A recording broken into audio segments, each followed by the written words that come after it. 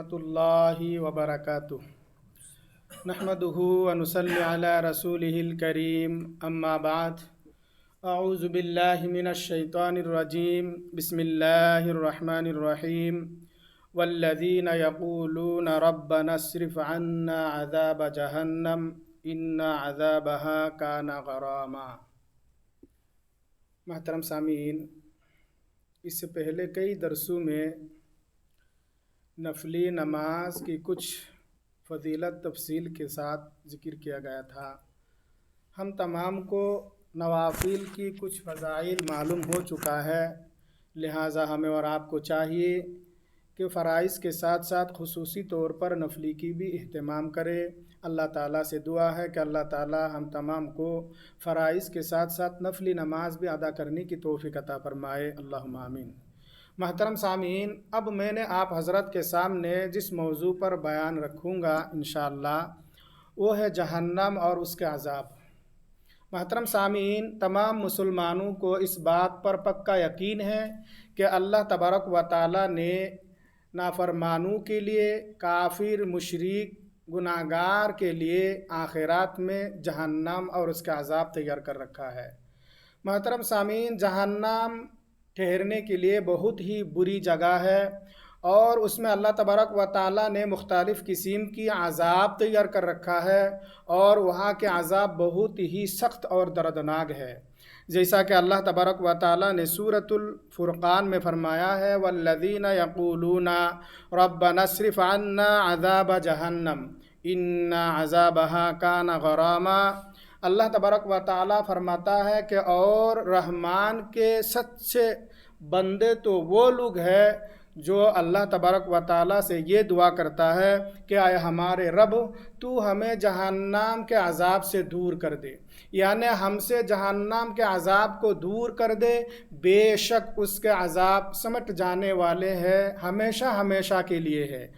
انہا ساعت مستقرا و مقاما، بے شک جہنم ٹھہرنے کے لیے، رہنے کے لیے، رکنے کے لیے بہت ہی بری ٹھکانہ ہے۔ محترم سامعین، اللہ تبارک و تعالیٰ نے اس آیت کریمہ میں فرماتا ہے کہ اللہ کے نیک بندے کا ایک صفت یہ ہے کہ وہ اللہ تبارک و تعالیٰ سے جہنم کے عذاب سے پناہ طلب کرتے رہتا ہے، اور جہنم بہت ہی بری ٹھکانہ ہے رہنے کے لیے۔ اسی طرح سے صحیح مسلم کی ایک حدیث ہے، حدیث کے راوی حضرت عبداللہ ابن عباس رضی اللہ تعالی عنہما ہے، فرماتے ہیں کہ رسول اللہ صلی اللہ علیہ وسلم نے ہمیں یہ دعا اس طرح سے سکھلاتے تھے جیسا کہ آپ صلی اللہ علیہ وسلم صحابہ کرام کو قرآن کی ایک سورت سکھلاتے ہیں۔ اللہم انی اعوذ بک من عذاب جہنم واعوذ بک من عذاب القبر واعوذ بک من فتنة المسیح الدجال واعوذ بک من فتنة المحیا وفتنة الممات اللہم انی اعوذ بک من المعصم والمغرم، یعنی اے اللہ میں جہنم کے عذاب سے تیری پناہ چاہتا ہوں، مسیح دجال کے قبر کے عذاب سے تیری پناہ چاہتا ہوں، مسیح دجال کے فتنے سے تیری پناہ چاہتا ہوں، اور زندگی اور موت کے فتنے سے تیری پناہ چاہتا ہوں، اور اے اللہ میں گناہوں سے اور قرض سے تیری پناہ چاہتا ہوں۔ یعنی اللہ کے رسول صلی اللہ علیہ وسلم یہ دعا ہمیشہ پڑھا کرتے تھے اور صحابہ کرام رضوان اللہ اجمعین کو بھی اس کی ترغیب دلایا کرتے تھے، یہاں تک کہ اللہ کے رسول صلی اللہ علیہ وسلم ہر نماز کے آخری تشہد میں آخر میں یہ دعا پڑھا کرتے تھے، صحابہ کرام کو بھی یہ دعا پڑھنے کا حکم دیا کرتے تھے۔ اسی طرح سے صحیح بخاری کی ایک حدیث ہے، حدیث کے راوی حضرت انس رضی اللہ تعالیٰ عنہ ہے، فرماتے ہیں کہ اللہ کے رسول صلی اللہ علیہ وسلم نے بیشتر زیادہ تر یہ دعا کیا کرتے تھے، ربنا آتنا فی الدنیا حسنہ وفی الآخرۃ حسنہ وقنا عذاب النار، اے میرے رب تو مجھے دنیا میں بھی بھلائی عطا کر اور آخرات میں بھی اچھائی و بھلائی عطا کر اور مجھے جہنم کے عذاب سے بچا لے۔ خود رسول اللہ صلی اللہ علیہ وسلم معصوم ہونے کے باوجود بھی زیادہ تر اللہ تبارک و تعالیٰ سے یہ دعا کیا کرتے تھے، تب ہمیں تو اور زیادہ کرنا چاہیے۔ اسی طرح سے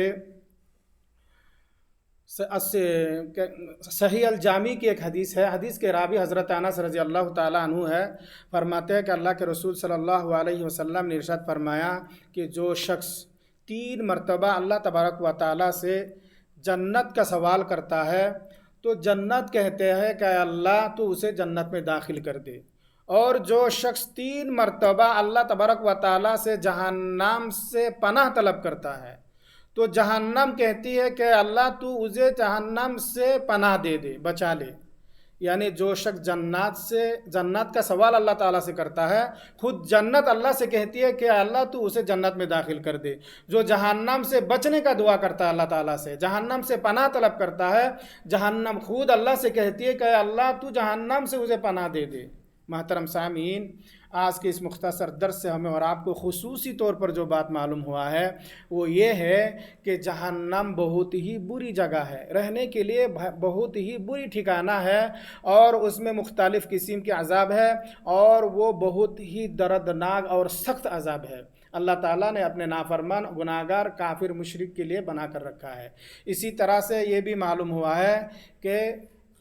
نیک بندی کی ایک صفت یہ ہے کہ وہ ہمیشہ اللہ تبارک و تعالیٰ سے جہنم سے پناہ طلب کرتے رہتے ہیں۔